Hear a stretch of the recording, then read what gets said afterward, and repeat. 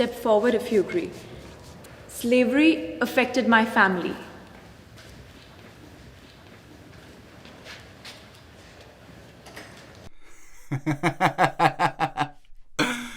African Americans and Africans are about to have a conversation about slavery and racism. This is gonna be good.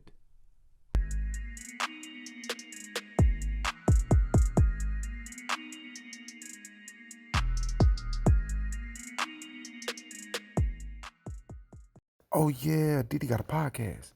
Man, welcome back to another episode of the Ruling Class Podcast. And of course, I'm your host, Diddy, back up in this bitch with another video. Listen, I just ask that you like this video, subscribe to the channel, comment on this video, share this video. I would really appreciate it. It helps push the video out there in the algorithm to reach more people. And I'm trying to grow over here.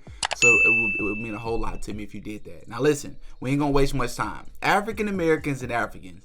Now, it didn't dawn on me until maybe about 2.5, 3 years ago. So right before I started graduate school, it didn't dawn on me until then that there was this, I guess, friction between the African American and African community. I didn't know that. I just had never heard about it. I had never stumbled across that conversation or those circles where people discussed it. But apparently there's a lot of stereotypes, right? And you can decide on your own. Hop in the comment section. Y'all let me know what y'all think about this. But you got people who say, I've heard all sorts of things. I've heard African Americans are disliked by Africans because Africans feel like African Americans are lazy. Africans feel like Africans look down on African Americans. They feel like they're lost, right? They don't know who they are. I've heard that Africans are jealous of African Americans because of the resources that we have and the opportunities we have and how we were raised over here in the Americas.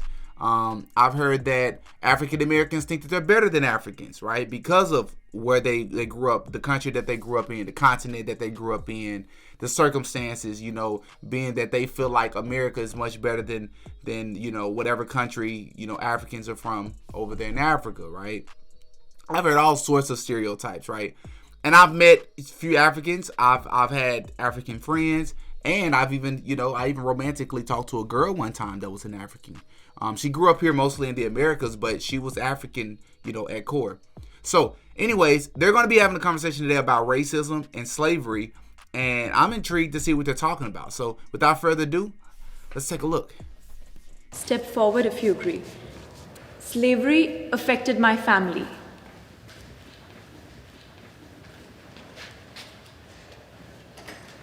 Yeah, I mean, that's just evident in my last name, King. I mean, that's the brand of the slave owner that put that name on my family all those years ago, and I'm still wearing it in those ways, along with the compounded, economic disparity, social disparity, mental trauma, all of that. I mean, it's tethered forever.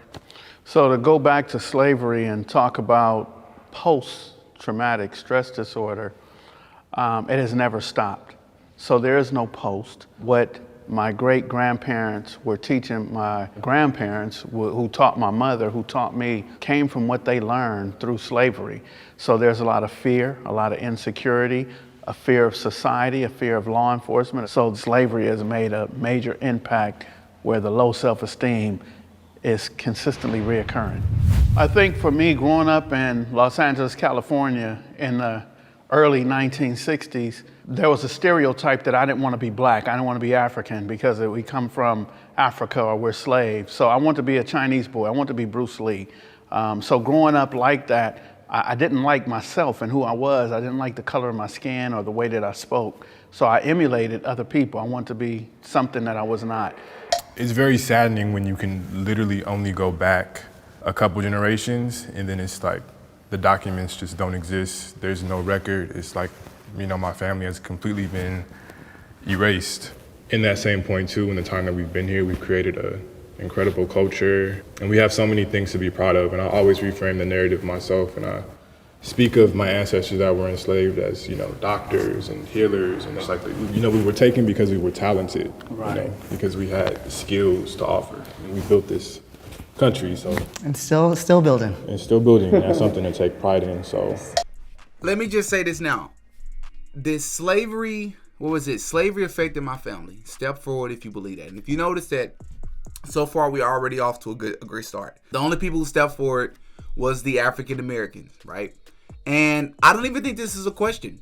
I don't even think this is an opinion. Of course, slavery affected African Americans, right? I think slavery affected a lot of things. Now, the reason why I say it's not an opinion is because if you go through if a woman or a person was to go through a domestic violent, a very abusive relationship, right? Do you think she's going to be impacted about how she goes about and thinks about her next two relationships, right? Her next relationship, his next relationship. Of course he is. Of course she is, right? And from small things, from, your great grandparents fearing certain things, learning certain things because they were in slavery or their great grandparents was in slavery, and them learning to live a certain way, they're going to pass those things down, pass those certain fears down, pass those certain, traditions down, that belief system, they're going to pass that down, right? So it's going to be small things that you're doing now in 2022 that you may not realize you're doing because of the impact of slavery generations ago, but it's true. That's real. Like, that's a real thing. Anybody willing to dispute that? Which, by the way, I spoke a little bit about this in my Kyrie Irving video where I was addressing him being accused of being anti-Semitic because of the link that he shared on his Twitter feed, which, by the way, that video is the first and only long-form video on this channel to reach 100,000 views. So I want to say thank you to you. But anyways, I spoke about in that video how African Americans are the most lost group of people on this planet, and that's just my opinion. I understand I don't know all the groups of people on this planet, so I could be wrong there. That's a biased statement. It's an ignorant statement. So I'll put it this way: I believe that we're one of the most unique experiences on this planet because of the fact that a lot of us don't know where we come from. Now, I've had a lot of African Americans and different people jump in the comments of that video, claiming that they're African American, they don't consider themselves as lost. So listen, I'll speak for myself and a plethora of other African Americans who feel the same way. We feel and we know that we are lost because we don't have that connection to our history, right? We don't know, because you have those out there who believe that African Americans did not come from slavery, did not come from slaves. You have many out there who have their many different theories on what that we're the true natives of this country. There's a lot of different theories out there. Who knows what the truth is, right? And because a lot of us don't know and don't have, a connection to our lineage, it makes our experience on this planet just completely different. There's a term, I can't think of it right now, that explains when you go, it's like living your entire life without a dad. If someone was to come up and ask you, what is it like to live in a fatherless home? You said, well, I don't know, because I've never had a dad to compare it to. I don't know what it's like to know what your great-great-great-grandfather did for a living, or what your great-great-great-great-great-grandmother did for a living. What's their story, if they own businesses, if they own land, things of that sort. A lot of us, including myself, a lot of African Americans don't have stories like that. So that's another thing to keep in mind. Can the disagree step forward? Slavery didn't affect my family, but we did suffer a different type of slavery back home. Like, we went through colonization. Like, I am Bamileke. There was a massacre of Bamileke. You guys can look it up. They killed more than 300,000 of my people because we didn't want to assimilate to the French culture. But it's still nothing compared to what you guys' ancestors been through, I wouldn't want to minimize that pain, though. What you just said hurt me. That 300,000 people were killed because they would not conform to the colonization of the French people. So that is just as painful and hurtful as the trauma that we suffered here in America. I can't share the same experience that you have went through and your family. Even though we also had our own type of slavery, we had apartheid at the time, where the Dutch people took over and they wanted to just have South Africa, Namibia, and I think other countries where we could only just speak Dutch. It's somehow still happening even now. There's a place in South Africa where it's called Orania, and it's just Dutch people there. No black person is even allowed there. So we still somehow feel that oppression even now, but it's nothing compared to what your ancestral history, has gone through. I'm somehow happy that you guys have forgiven it, even though you haven't forgotten it. Have you forgiven it? I mean, like that face, like. Do that. But me personally, no, I haven't.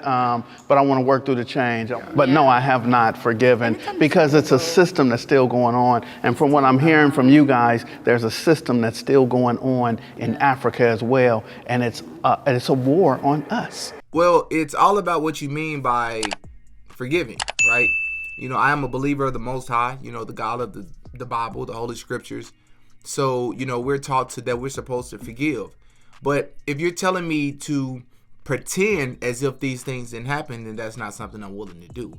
Now, for those of you who know, I'm a public speaker, and I'm known for being a will-do, can-do type of public speaker. So in other words, it's like Eric Thomas or E.T., if those of you who know about probably the most famous public speaker in the world, E.T., he's one of those type of people, and I am as well, where we, you know, say that if you want to do something, get it done yourself. I'm one of those people, and I think my message has been consistent on this channel, where I encourage people to think for themselves. I encourage people, if you want something, to go out and do it yourself. That's the whole point of the podcast being called the Ruling Class Podcast, because I believe that you can do something on your own. If you're, you know, you'll get help along the way, but I mean, like, you have to set foot, you know, that first foot forward on your own and work hard for what it is that you want. But I'm not one of those people to pretend like slavery didn't happen. I'm not one of those people who believe that reparations, because you have people out there who believe reparations shouldn't be given out because of slavery, because it was something that happened many, many years ago. I'm not one of those believers, right? And not just because I would like money or I would like resources or I would like, you know, equity.